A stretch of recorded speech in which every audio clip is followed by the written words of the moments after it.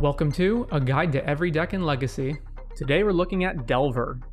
Delver is a blue-red tempo deck that uses cheap, efficient creatures backed up by counterspells, removal, and cantrips. It's the most popular deck in Legacy and has remained a pillar of the format for years. Typical threats of the deck are Dragon's Rage Channeler, Delver of Secrets, Ledger Shredder, Brazen Borrower, Sailor's Bane, and/or Murktide Regent. Because of an increase in power level over time and despite being the namesake card, some versions of the deck cut Delver. DRC on turn 1 is the deck's best play, while Murktide is the most powerful of the threats overall, quickly being fueled by numerous cheap spells and Graveyard Stalkers, DRC, and Ledger Shredder. One of the better aspects of the deck is that all or at least most of its threats have flying. After threats, the remainder of the deck is made up of various tools like cantrips such as Brainstorm, Ponder, Preordain, and Mishra's Bauble in lists that run DRC, removal and counterspells in the form of Lightning Bolt, Force of Will, and Daze, and card advantage, all-star, and sure to be banned everywhere at some point spell Expressive Iteration. The deck is very low to the ground, running relatively few lands. It plays between 0 and 1 basic lands and also runs Wasteland for tempo despite its heavy blue-red requirements. Wasteland and Daze work well in combination since Wasteland keeps the opponent off the mana needed to pay for Daze. Mystic Sanctuary is a 1-of that can be fetched for which rebuys any spell you need. Delver is able to present a fast clock with its various threats, especially Murktide, and protect them with free counterspells or just counter anything relevant from the opponent in general. Cards like Expressive Iteration and Predict can make up for any deficiencies in resources, and the deck has so many ways of filtering through cards between cantrips, DRC, and Ledger Shredder that it's able to reliably find whatever it needs. At the time of this video's creation, Delver takes up an absurd nearly 30% share of the entire format. The percentage waxes and wanes, but it's always at the top, so much so now that lists are main decking Pyroblast. Something from it will have to be banned. Daze is usually floated as the card to hit, although as I said earlier, Expressive Iteration is on borrowed time. Sideboarding and Weaknesses. The sideboard for Delver is highly customizable, although you're typically looking either for narrow hate cards or to shore up any problems the tempo plan may run into.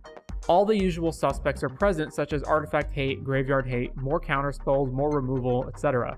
And of course, more Pyroblasts for the Mirror and other blue decks. There are a number of ways to attack Delver. First off, it has a weak mana base, playing 1 or no basic lands, and contains mostly islands.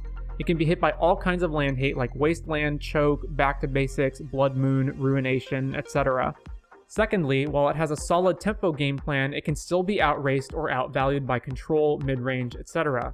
Force and Daze protect the creatures, but Delver doesn't have an unlimited amount of them, and decks packing a lot of removal can pick them off, especially with Swords to Plowshares. Delver is quite vulnerable to certain stacks pieces, especially Chalice of the Void, and can also be taken off its Delirium and Delve game plans by Graveyard Hate. Delver wants to keep the opponent's mana output low since its role is the tempo deck, which is why Wasteland and Daze are useful, but decks that reliably achieve more mana and more land drops can get past the tempo plan. Carpet of Flowers in particular is brutal against Delver. This is all to say that while Delver is certainly very good, as its metagame percentage shows, it can be fought on numerous axes. Tips and tricks. Brainstorm is a card that's had entire articles written about it, so to briefly cover its various uses, it can put back cards you don't want, which can be fetched away, hide cards from hand disruption like Thoughtseize, draw cards that are known from effects like DRC, Bauble, Ponder, etc. at instant speed, manipulate the top cards of the library for cards like Delver and Predict. Cards that care about the top card, Delver and Predict, can be set up by DRC Surveilling and other top deck manipulation including Brainstorm, Ponder, Mystic Sanctuary, and Mishra's Bauble. If you flip Delver off a spell but don't want to draw the spell, you can trigger and resolve Delver in your upkeep, then fetch before your draw step. If you control Delver, you can target yourself with Mishra's Bauble during your opponent's turn. If the top card isn't a spell that'll flip Delver, you can stack the triggers on your upkeep so that you'll draw from Bauble first, then resolve Delver.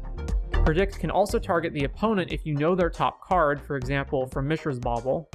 Murktide gets more counters if additional spells are exiled from your graveyard in the future, for example from casting a second Murktide. If you plan to cast 2 Murktides in one turn, exile as few spells as possible with the first one so that each will be as large as possible. If you don't yet have Delirium and don't want to attack into an unfavorable board with DRC, you can go to your second main phase before casting spells. If you do have Delirium, you can exile cards from your graveyard with things like Murktide. If your opponent casts a spell and the only way for them to pay for Daze is a fetch land, you can Wasteland the fetch and when they crack it in response, respond by casting Daze. This will put you 2 lands behind, but it can be worth it depending on how important the spell is. Lastly, I wish there was a quick bit of advice to give on sequencing since the deck has so much card filtering, looting, surveilling, and deck manipulation, but you really just need to practice.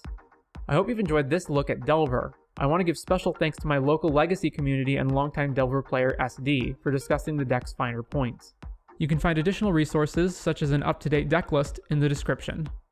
If you think I left out anything important or got something wrong, please leave your thoughts in the comments, and stay tuned to see what deck we look at next time.